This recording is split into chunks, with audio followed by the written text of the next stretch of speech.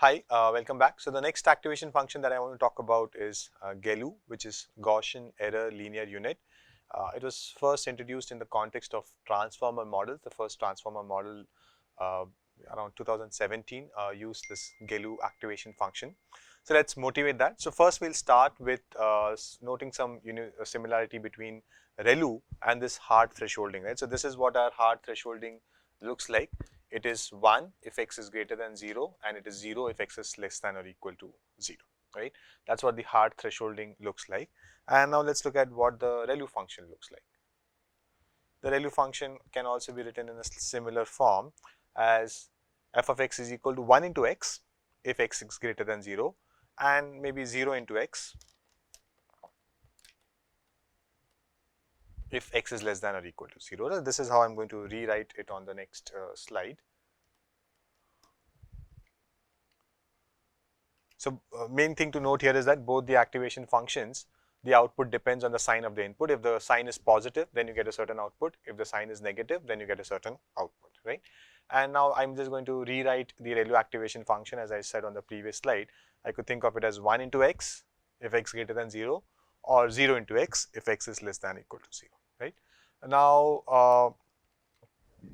the dropout function also does the same, right? I mean, the dropout idea of dropout is that you have a certain number of neurons, and if you apply the mask, then you could think of this mask as the activation function, which either zeroes out the neuron or lets it pass through, right? And then apply some activation function on top of that, right? So it also does the same. The only difference is that instead of 1 and 0, it has this stochastic nature, right? So it's not always 1, not always 0. It's decided based on a coin toss, right? So it could be the output is 1 into x if with probability p and 0 into x with probability 1 minus p, right? So all of these, I want you to notice the similarities between this, right? So this function form, it's looking similar, but the conditions are a bit different. It is x greater than 0, x less than or equal to 0.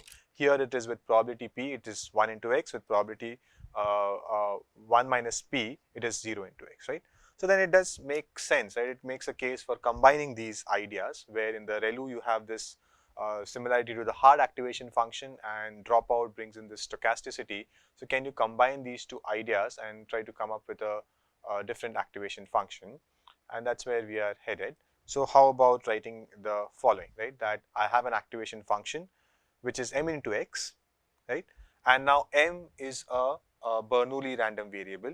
So that means m takes on the value 0 or 1 with probability phi x, right? So when I say, I think you're used to this Bernoulli of p, which means that with probability p, the output would be heads or 1, and with probability 1 minus p, the output would be tails or 0, right? So now instead of p, the parameter is phi x, and phi x is itself a function of the input, right? So that's how you are setting up the activation function.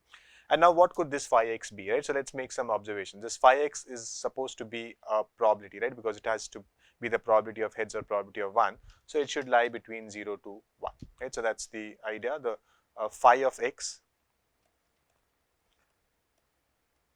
should lie between 0 to 1, right? That's the range that it can have, right? Now, what is the function that you know which gives you output between 0 to 1? So the obvious choice which comes to mind is the logistic function, right?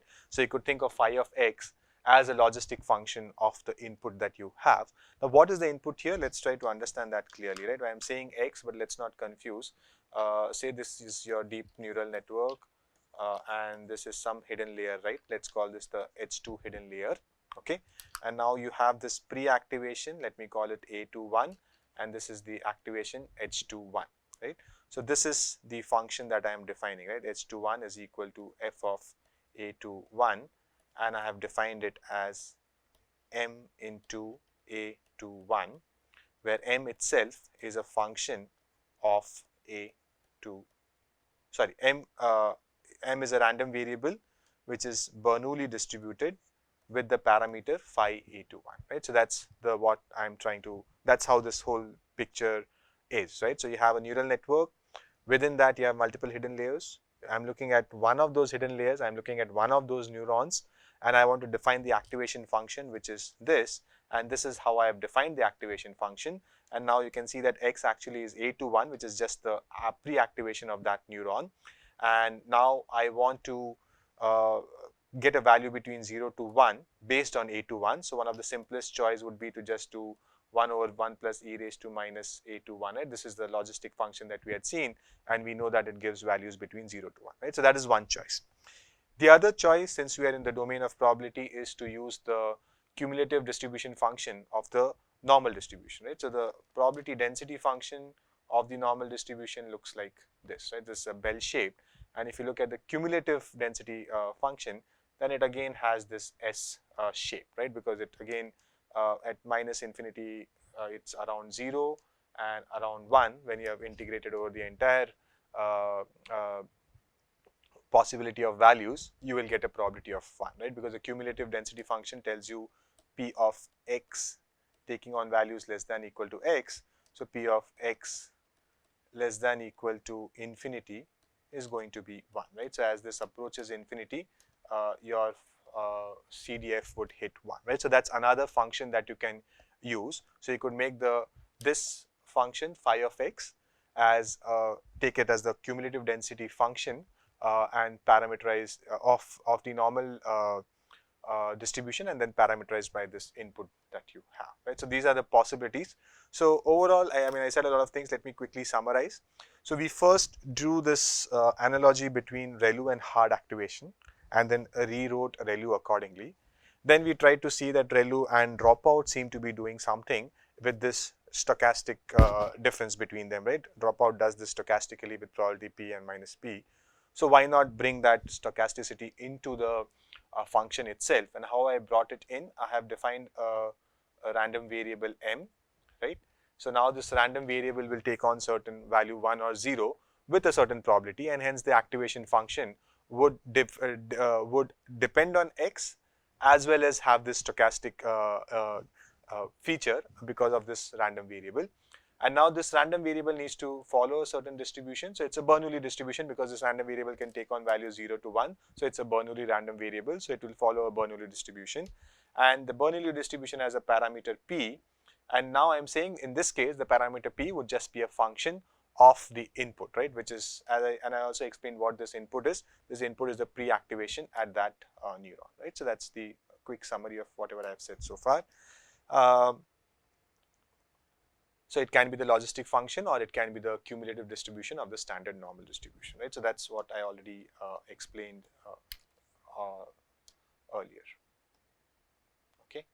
So now let's go further.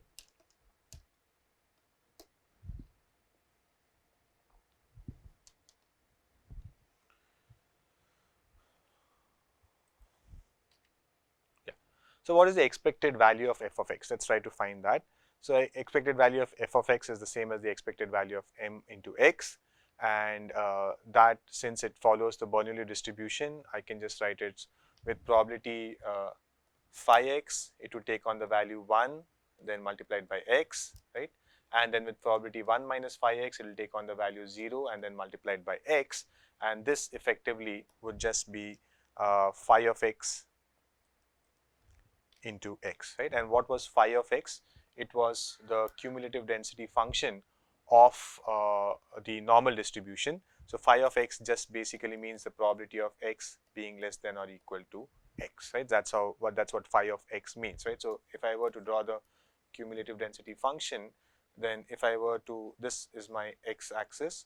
So if I take any x, I'll get a value here, and this value is essentially the p of x taking on values less than or equal to x, right? Because it has been obtained by the integration of this curve, and then till this point, whatever was the area under the density curve, that is what gets plotted here, right? So this is just probability of x less than or equal to x, right?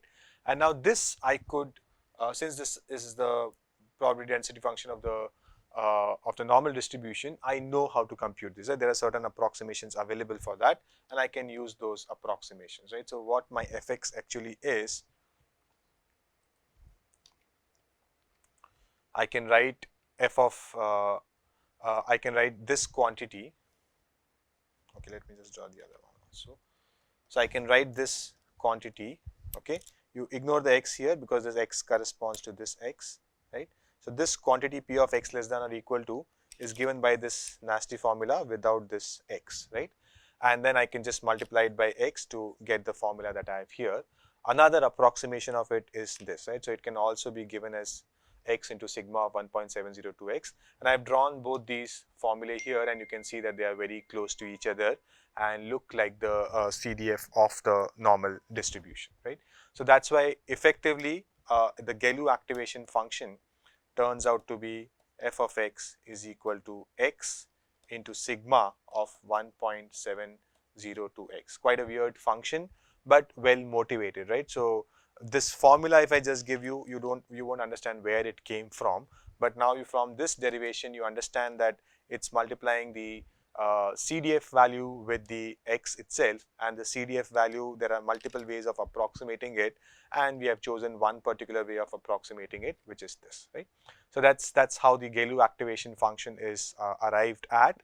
And again, the quick summary was that you took ReLU, you wrote it as 1x into 0x, you took dropout, you understood that it's 1 and 0 with probability p n minus p, and then you combined these two ideas, brought it this random variable m, then wanted to define the function x. So you said, okay, what's the expected value of this function? So this is what the expected value is. You know how to deal with this quantity. You can just write it as the formula for the CDF, and there are multiple choices. You chose one of the simpler choices, and you came up with this neat, slightly neat looking formula for the GELU activation function, right. So that's how you arrive at GELU. And this is how it would look if you plot it. So you have seen ReLU, we had seen the exponential linear unit, and now we have seen this GELU, which is this red colored curve, right. Similarly, you could have a few other activation functions, which are again kind of variants of ReLU itself. So you have the scaled exponential linear unit. So remember, we had seen the exponential linear unit, and now how was scaled exponential linear unit motivated from there? We observed that these leaky ReLU and those variants, they are not completely zero centered, right? And we will see that when we draw the plot. So we want this to be zero centered. So one way to do that is using something known as normalization techniques, which we will see later on in the course.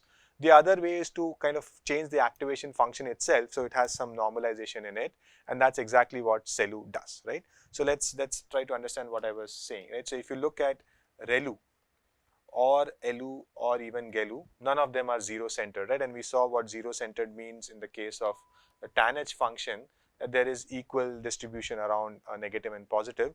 Clearly, ReLU is not zero centered because along the positive axis it can take very large values. Along the negative side, it only takes zero values, so it's not zero centered. Exponential LU is slightly better because it has some values towards the negative, so it has some balance, right? I mean, it's still tilted towards the positive, but at least some weight along the negative. Same with GELU. But now if you scale this exponential linear unit by an appropriate lambda, then you could have some of equal distribution along these two paths, and then you get almost zero centering, and it depends on how you choose the value of lambda. And a few values of lambda that people have suggested empirically derived are these lambda values, right? Lambda equal to 1.05 or lambda equal to 1.67.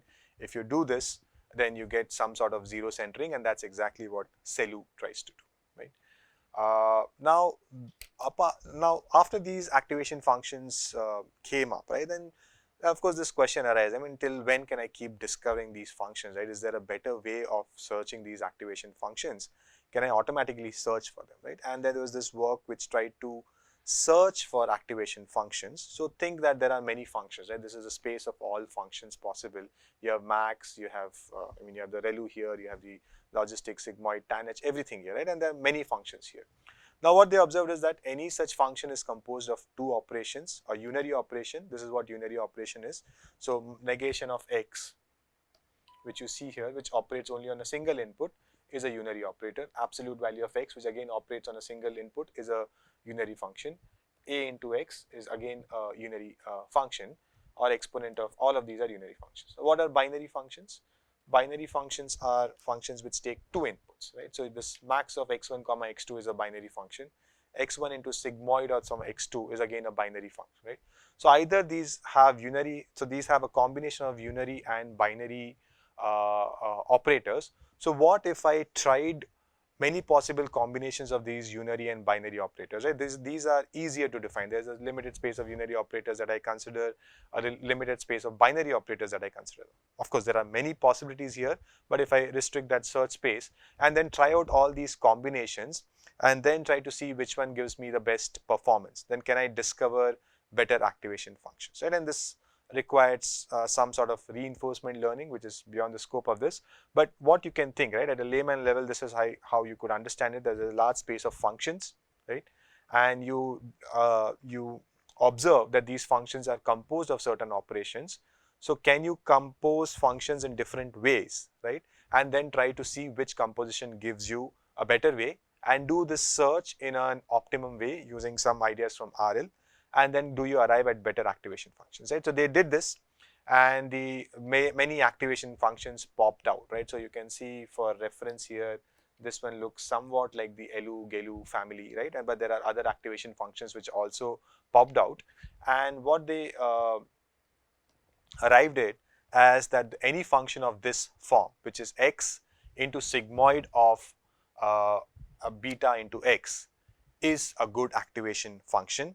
And this is actually the Swish activation function. And if you set the constant to 1.702, then you get GELU, or if you make it a learnable parameter, then you have the Swish activation function, right? So they again, when they tried to search this, they again arrived at this form, which was similar to the form that GELU had, and the generic form, which is parametric, is called Swish. And if you set it to a specific value, then you get the GELU activation function, right? And so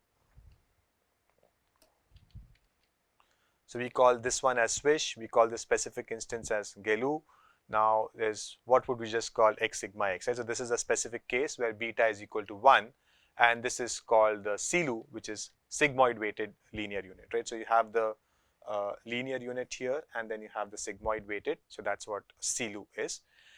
So many activation functions, right? So we have seen quite a few now. Let me just recall: sigmoid, tanh, ReLU, then we had leaky ReLU, then we had parametric ReLU, then we had ELU, then we had max out, then we had GELU, then we came to Swish, which was a generalization of GELU, then we again saw SILU, which is yet another specialization of GELU. So this kind of covers all the popular activation functions that are out there. Now, of course, the main question is, given so many activation functions, which one should I actually use, right? So that's one question of interest. And this plot, right, from the website Papers with Code, shows how how the use of these activation functions has evolved over time. So this was around the time the transformer idea became popular, and that is the context in which the GELU activation function was proposed. And now as transformers are kind of popular, this is one of the most popular activation functions today. But ReLU, over a large, almost greater than a decade now, it has maintained its popularity. So ReLU and GELU are two important activation functions which are quite popular even today. Sigmoid is again used. It has, because of its nice property of 0 to 1, which makes it like a something that can look like a probability function. It still has use in some activation functions, in some attention functions and so on. So it's still in some use. So sigmoid and tanh are again used despite their multiple disadvantages that we spoke about, but they are still popular. But ReLU and GELU are the most popular activation functions out there today, right? So with that, a quick summary. So sigmoids are generally bad, we saw them, but whenever you need something to be between 0 to 1, and we'll see a few cases where we want that, and that time sigmoids are useful.